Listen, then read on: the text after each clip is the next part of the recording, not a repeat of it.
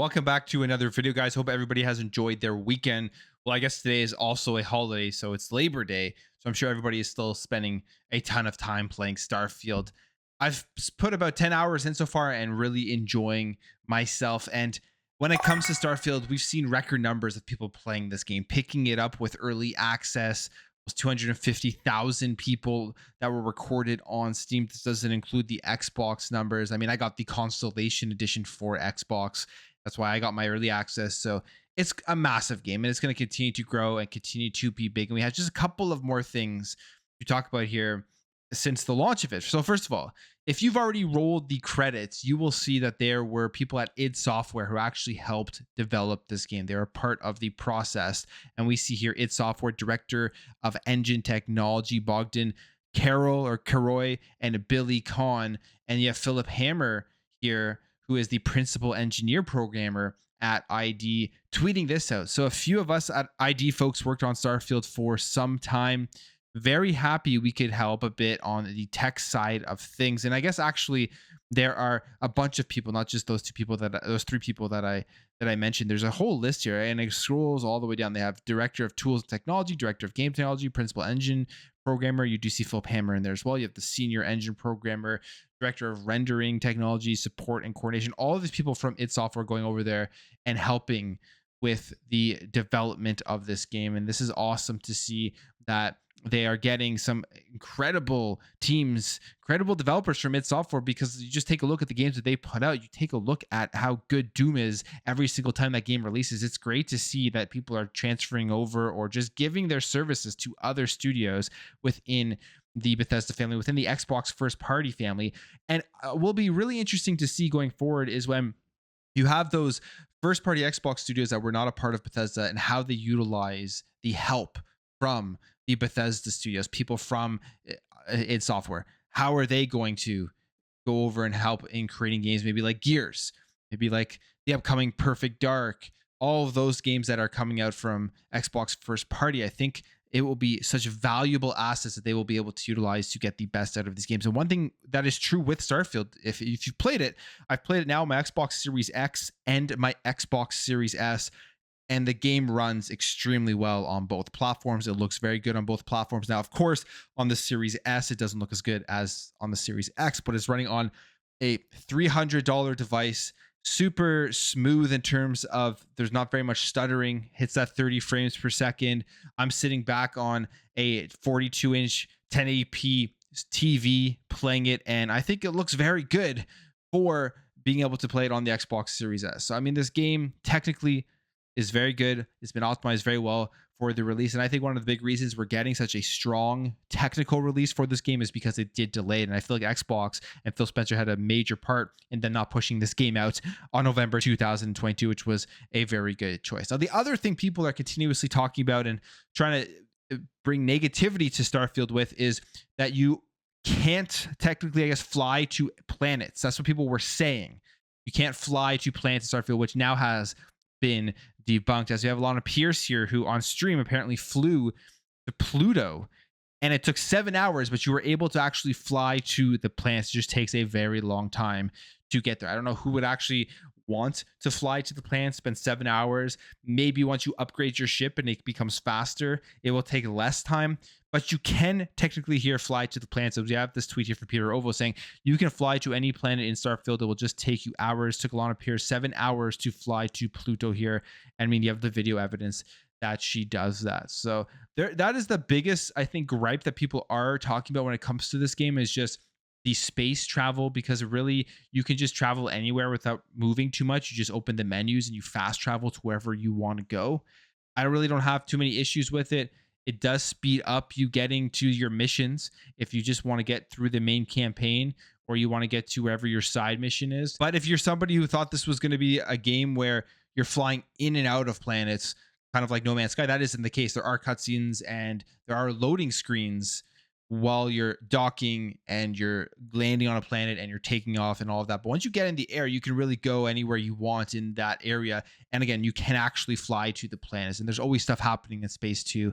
People coming up and you're speaking with other ships out there, getting into dogfights and all of that stuff. So it is false that you can't fly to planets, as it has been proven here. So that's just a couple of Starfield news things I did want to talk about. Now, let's talk about Redfall, because we know Redfall had not a very good release. We know it had a pretty bad release with the technical issues with it. Now, Redfall for me was an experience that I absolutely understand the hate that it got and the negativity that it got. It definitely needed to be updated and optimized better before it officially released. And because of those issues, it deserved the negativity it got at launch. Now, there was a whole marketing campaign leading up to the launch, which I thought was even worse than the game releasing in a bad state, because there was a lot of deception from influencers and them showing gameplay that really didn't represent the actual experience you were going to be getting, specifically on the Xbox consoles. I thought that wasn't a good thing whatsoever. But the game itself, one thing that did annoy me when it did come out was people out there pretending like there was no fun at all to have in Redfall. And if you were enjoying this game, you were doing a disservice to the gaming industry and to Xbox and all of this garbage where people were expecting everyone to just hate this game. It made no sense to me, and I completely disagree with that. You can like and enjoy whatever game you want to play, no matter how technically buggy it is. And for me, there were a lot of issues with this game. It's not a top tier game whatsoever, but I did play through the campaign and I did have fun. I'm not going to sit here and lie. I did enjoy playing through it. And this is a game that we know they are bringing updates to. And I think there's a ton of potential in Redfall if they're able to get this right. If they bring that 60 frames per second to the Xbox consoles and they just get rid of a lot of these bugs, they fix the AI. I think this game has a ton of potential because the atmosphere is there. The atmospheric storytelling from Arcane is absolutely there as you're going through houses and like the fog, and you turning your flashlight on and you run into something that you didn't see and kind of spooks you a bit. And the vampires designs, I think, are really cool. So there is a lot here in terms of potential where this game can be something great in the future. And luckily, they are going to continue to be working on this, and they will be bringing more updates that will bring Redfall to a state that I think people will be very happy with. This is from Pete Hines. He was talking to gamesindustry.biz, and here is what he says about the rocky launches and Redfall. He says, "We are the same company that has had launches that didn't go the way we wanted, and we don't quit or abandon stuff just because it didn't start right. The Elder Scrolls Online PC launch was not flawless, but we stuck with it. Now it's like this insanely popular multi-platform. It's the same with Fallout 76. Redfall is no different for us. Okay, we didn't get the start we wanted, but it's still a fun game." And I do agree with that statement. It is still a fun game. He says, and we're going to keep working on it. We're going to do 60 frames per second. We're going to get it to be a good game because we know as a first-party studio, Game Pass lives forever. There will be people 10 years from now who are going to join Game Pass, and Redfall will be there. So it's great reassurance that they are working on it and they are going to bring it to a state where it will be a good game. I do believe that this is going to actually happen. And his point here about Game Pass and them being a first-party studio is a great point. Sure, May 2023, the month that it launched, people will have played through it, and a lot of those people may never go back. But every time somebody signs up to Xbox Game Pass and they see that this game is in the catalog, it is a brand new audience. And as the subscribers continue to grow, I mean, a game like Starfield is going to bring in a bunch of subscribers. A game like Forza Motorsport is going to bring in a bunch of subscribers. Next year, Vowed and Hellblade, it's going to bring in more subscribers. To them, for people who haven't played it, it is a brand new game. It is a new experience, and they potentially are going to give it a shot. So it is actually very important for them to continue to work on this game and bring it up to par where people are going to be excited to play it. People are going to be talking about the huge turnaround. And we've seen so many success stories in the industry where games come out buggy and then they turn around and people are talking about how it is a much better game and a different game. And then you go in and you try it and you see the difference that it makes, and people will give it a second chance. So great to see. And I hope Redfall does get to that state sooner rather than later, but this could be something like maybe in 2024 where there's a little bit of a break between the first party launches into Xbox Game Pass, where they come out and they just have a huge update for the game and get people to be talking about it when there isn't too much else to be talking about. Now, another game that did release in 2023, which was a phenomenal game, was Hogwarts Legacy. We played through it, really enjoyed it. One of the best games this year, one of the best RPGs this year.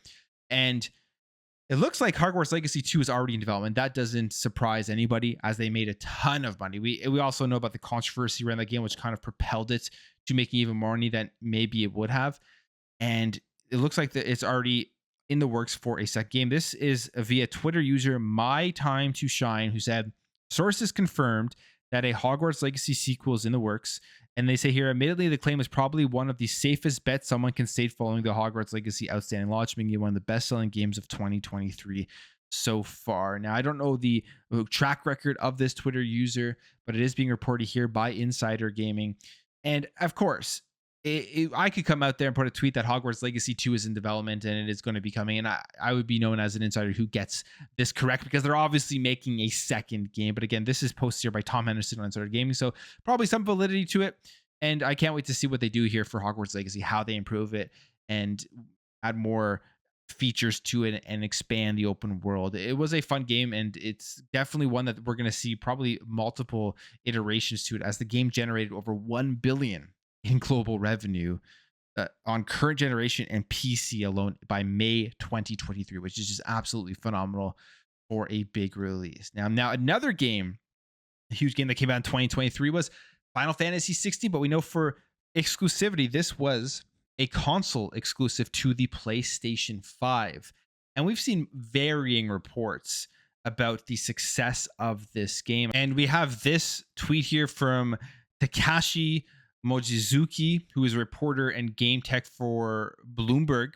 And he says here that Toyo Securities Yasuda says that Final Fantasy 16 wasn't commercially successful, and Square Enix would need to change its game making structures. So Square Enix would be looking at this game and thinking, where do they go next? And if going forward with future iterations of Final Fantasy being console exclusives is the way to go. They obviously can make a lot more money if they do put this game out on multiple platforms. I guess it also just depends on the bag that PlayStation is willing to give them. We've seen Xbox be on stage here with Square Enix and getting Final Fantasy 14 and saying that they're going to work to bring all of the future Final Fantasy games that they can over to the Xbox platform. And one of the things that we did know was coming was that a PC version for this game was coming. And now Square Enix has finally officially confirmed that a PC version is coming and that DLC plans are coming. This says here that Final Fantasy 16 producer Naoki Yoshida shared the news during PAX West panel on Saturday, along with news that a significant update has released for the PlayStation 5 version. And here is what Yoshida says. It's been just over 2 months since Final Fantasy 16's release, and we've received an enormous amount of feedback from players around the world. The development team and I have also been watching your videos and streams, paying special attention to what everyone thinks of Final Fantasy 16. We put our all into creating this game, so it's a real joy to see so many different reactions. And so, as an expression of our sincerest gratitude, we are releasing a free update available for download today. It says, as I mentioned earlier, we've seen so many opinions and reactions from our community of Final Fantasy 16 players, but one thing that came through particularly strongly was how people wanted to see more of Alcea's story and spend more time with her inhabitants. To accommodate, the development team has started to work on 2 installments of paid DLC. Obviously, they're going to be trying to make more money off of it with those paid DLC, and people will be buying that up for sure. It says, finally, Final Fantasy 16 was released as a PlayStation 5 exclusive. We are aware that many of you have been asking for a PC version, so allow me to take this opportunity to officially announce the development on a PC version is currently underway. So there you have it. There was no official announcement for us. People just assumed with the timed exclusivity length that it was going to be coming to the PC platform, and I am sure Final Fantasy is hoping that people on PC are going to be excited to pick this game up and play so that they can make even more money off of it. It will be interesting to see what they really truly believe of in terms of the success of how this game did, and going forward, if it's something that they will continue to do in the future by staying console exclusive, especially with the much better success so far this generation with the Xbox Series X and S, and just the overall amount of users that are within the Xbox ecosystem. I feel like the next Final Fantasy 17 will be releasing on Xbox, but you never know. Sony could sweep in here launch a huge bag of money to make sure that it doesn't. And on top of that, we know Sony is going to continue to try to expand out their subscriptions, expand out their cloud gaming. Maybe they make a deal where it goes into one of those services. Now, Baldur's Gate 3, we know it's releasing on PlayStation 5 in a couple of days.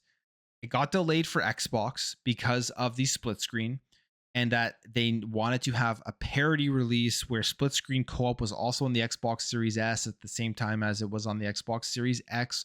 And that's why they were delaying it to 2024. But then Phil Spencer spoke with Larian and told them that they don't need to release split screen co-op on both the S and the X at the same time. Larian came out and said that, and said that they are planning to release this game now for Xbox in 2023. They didn't give a specific time frame, and now we know that it looks like it should be releasing not that far away after the PlayStation 5 release. It says here, this was said here by Larian Studio Sven Vink, who was asked about the release for Xbox and saying it's 2023 and 2023 is narrowing, so it's already pretty precise in my book between September and November, so as fast as we can, honestly. It says, so the Xbox Series X version was already in good shape last time I looked at it, so we're just going through the motions. Okay, what do we still need to do? There's a bunch of stuff that needs to happen to finalize it, but I think from a content point of view and from a technical point of view, we're actually very close. So I would say expect Baldur's Gate 3 to be coming out relatively soon on the Xbox platform, because they don't have to keep that split screen parity in there between the X and the S. And people will be excited for this game. We'll see how well it sells on the PlayStation 5. We know Starfield is out on the Xbox platform, and that's a huge RPG that people will be playing for years and years and years. So when this does launch on Xbox, maybe there will be a smaller crowd that does stop playing Starfield and goes and plays Baldur's Gate 3. There will be definitely be people who playing both, and there will be people that haven't played Starfield and are just looking forward to Baldur's Gate 3. So I think it's sooner rather than later this game get on Xbox, the better, because right now it's only on the PlayStation 5, and you know what's going to be happening between now and the time it releases on Xbox, that you're going to have PlayStation fanboys pretending like it is a console exclusive to the PlayStation 5, when clearly that isn't the case if you've been following this story whatsoever. Now, last week we heard about the Volition shutting down, which I thought was extremely sad. The Embracer Group, to me, it's clear they don't really care about the industry that much. They're just going out and buying as much stuff as they can, trying to make as much money as possible, and they will cut fat whenever they have to cut fat. I mean, they are just an investor group essentially going out and buying studios. And the Volition shutting down is one of those things that is just a product of being purchased, I think, by the Embracer Group, but also a product of them releasing a game that a lot of people just didn't like. I played the Saints Row. I played over 50 hours. I looked at my time the other day. I had like over 2 days of playtime in it.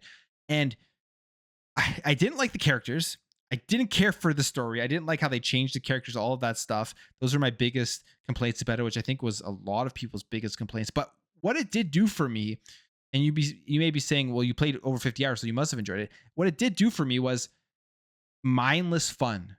The gameplay was fun, upgrading your character and just getting crazier and crazier. Mindless fun is what I really did enjoy. And sometimes in gaming, that's my favorite type of gaming, where I'm not having to sit and think about characters or think about a story, but just going out and blowing stuff up. It is a ton of fun. I mean, I love the Crackdown series for that as well. So I actually enjoyed it. And to hear that the Volition was shutting down made me kind of sad that maybe we'll never get another Saints Row. Maybe we'll never get another chance for them to kind of redeem themselves from this release. But it looks like that won't be the case. So it says here, fortunately for fans of Volition games, this isn't the end of the road. It might be that Saints Row 22 is one of the worst games to release in recent years, but it wasn't the final nail in the coffin for the series that has been in decline for more than a decade. And I love that when they always say it's one of the worst games to release in recent years. I have zero shame playing as much of it as I did. I played tons of Crackdown 3, and that game got like 3 out of 10s and 4 out of 10s. I absolutely love that game. So this is why when it comes to reviews, I just play games that I'm interested in playing, and I get burnt sometimes, and sometimes I find that, hey, I actually had fun, even though everybody was telling me not to play it. It says here, In the very brief statement published by Deep Silver on Twitter, it was revealed that Volition's IPs will live on at PlayOn, whose most recent success exists in the form of Dead Island 2, which I haven't played that yet, but I absolutely want to play that. It looks really, really good. So that's actually a decent sign that it's Saints Row is going to move over to them, who did great with Dead Island 2, and hopefully they can kind of revitalize Saints Row and bring it back to prominence where it was with the original releases. So I'm happy to see that the IP won't die, but the studio closing definitely is sad. And the Embracer Group has been closing stuff left and right. We'll see what more fallout does come from Embracer. And I think what triggered all of this, that $2 billion deal falling through that they were going to be making with a Saudi group, that at the last minute just didn't go through. But I will leave the video there, guys. If you did enjoy this video, make sure to hit that thumbs up. If you are new here, hit that subscribe, and I will catch you guys in the next video.